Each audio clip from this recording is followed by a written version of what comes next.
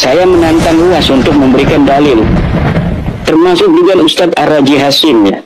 Ustadz Ar-Raji Hasim, Ustadz Abdul Somad, Ustadz apa namanya itu Yahya, ya Buya. Buya itu kan marketing aja itu. Rukun Islam yang saya tahu kan cuma 5. Syahadat, sholat, puasa, haji, zakat ya.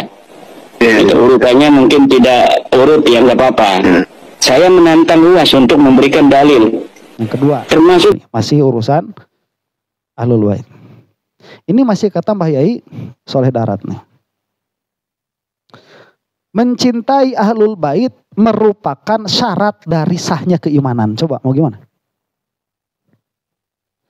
Kemarin itu ada yang bilang, mengakui Ahlul Bait itu bukan rukun iman. Iya bukan rukun iman. Terus Mbah Yai Soleh Darat mau gimana nih? Mencintai Ahlul Bait merupakan syarat dari sahnya keimanan. Makanya saya bilang kemarin yang namanya rukun iman itu 6. Tapi pencabangannya banyak. Tahu semua kok. Syu'abul iman itu 73. Lebih itu. Tahu semua. Jadi di dalam iman kepada Al-Quran, di situ ada keimanan bahwa Nabi Muhammad SAW keturunannya tidak terputus. Di dalam surah yang sering kita baca itu, Inna a'toinakal kautsar fasalli li rabbika wanhar inna syani'aka huwal abtar. Yang abtar itu musuh engkau hai Nabi, bukan engkau. Abtar itu terputus. Nah makanya kalau misalkan kita itu menafikan Ahlul Bait secara mutlak, bisa jadi kita itu termasuk tidak beriman kepada sebagian Al-Quran. Tidak iman kepada sebagian Al-Quran itu sudah cukup untuk mengkafirkan. Makanya Mbah Yai Soleh Darat mengatakan mencintai Ahlul Bait merupakan syarat dari sahnya keimanan. Beliau langsung mengeluarkan taklil nih. Hal ini berdasar pada sabda Nabi yang diriwayatkan oleh Imam Al-Baihaqi. Apa? La yu'minu abdun hatta akuna ahabba ilaihi min nafsihi. Tidaklah beriman suatu hamba sehingga aku lebih dia cintai daripada dirinya. Wa takuna itroti ahabba ilaihi min nafsi. Dan keluargaku lebih dia cintai daripada dirinya. Wa takuna ahli ahabba ilaihi min nafsi. Dan keluargaku lebih dia cintai daripada dirinya. Jadi tadi itu maksud keluarganya itu siapa? Keturunannya. Wa takuna dzati ahabba ilaihi min nafsi. Dan jadilah diriku ini lebih dia cintai daripada dirinya. Ya, jadi balik lagi tadi si Imad ini. Coba keluarinlah mana versi Ahlul Bait kalian. Ya udah kalian cintai versi Ahlul Bait kalian. Ya kita mah udah jelas kok ikut siapa begitu. Ya. Wallah tidak mudah mencintai Ahlul Bait yang perilakunya itu sulit kita terima. Susah itu. Masalahnya kalau misalkan mencintai seseorang, ini banyak sekali disebutkan sama para ajengan para ulama itu. Kalau mencintai orang yang alim, yang soleh, mukanya ganteng, dicium wangi, itu mah gak usah Habib, kita udah senang semua.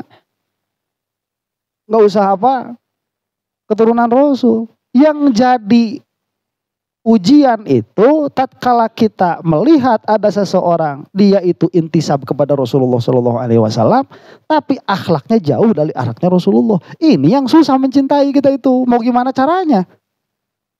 Ya. Makanya ini seringkali menjadi ujian bagi para pendai dari keikhlasan. Jadi kalau misalkan mereka salah, ya sebutkan kesalahan perilakunya. Jangan sampai suudzon sama orangnya, apalagi sampai memutuskan zuriyahnya, nasabnya. Nabi juga bersabda, ini masih diteruskan sama Mbah Soleh Darat ini. Addibu auladakum ala thalathati khisalin. Berilah pendidikan anak-anak kalian atas 3 kelakuan ini. Yang pertama apa? Hubbi nabiyikum. Cinta Nabi kalian, wa hubbi ali baitih, dan mencintai keluarganya, watilawatil Quran, dan membaca Al-Quran. Makanya dari dulu sepuh-sepuh kita apalagi yang NU itu selalu menanamkan mencintai kepada Ahlul Bait, terkhusus Bani Ba'alwi. Kenapa? Karena mereka yang banyak di kita itu yang ada robitohnya, yang keturunannya itu terkenal soleh-soleh, yang kitabnya bisa kita baca sekarang. Ada Habib ke kampung berlomba-lomba suntangan. Ya, saya kemarin lihat ada Habib Ali itu ke Bali, di Bali ngisi pengajian tuh. Itu anak-anak kecil. Oh ya ada Habib, udah kayak artis saja. Berarti didikannya bagus itu. Orang tuanya, oh ya ada Habib Ali, country suntangan. Itu menanamkan dari kecil cinta kepada Ahlul Baitnya. Muhammadiyah mah kita nggak ada pendidikan kayak gitu, nggak ada. Padahal Mahya Dahlan pun intisab kepada Rasulullah juga, padahal nggak ada. Karena memang si Wahabi masuk duluannya ke situ, ke Muhammadiyah tuh. Ya, NU sekarang digoyang.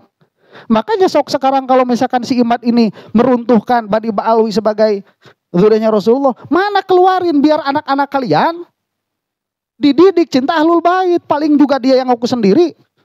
Makanya si Imad itu nggak mau ditanya bapaknya siapa, sampai sekarang nggak tahu bin siapa. Saya mah nggak mau nyebut bin siapa, soalnya nggak tahu juga. Kalau salah nyebutin binnya kan repot juga tuh.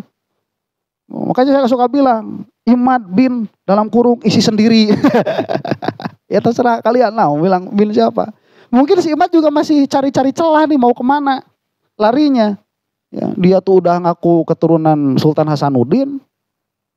Sultan Hasanuddin kan ada dzurriyyah ke Rasulullah. Jadi memang dia mau diakui dzurriyyah kok. Mau diakui. Ya nggak apa-apa kalau misalkan mau diakui berarti orang-orang harus hormat sama si Imad itu. Saya mah amit-amit. Gak mau. Ya. Orang kayak gitu. Nah, lihat nih. Tidak bisa dibenarkan jika orang yang mengaku mencintai Nabi Muhammad SAW tapi membenci keturunan Nabi, yakni anak cucu Sayyidina Ali dan Sayyidina Fatimah dan Sayyidina Hasan dan Husain. Beliau ini Mbah Soleh Darat ini tahun 1903 baru wafat. Berarti waktu Habib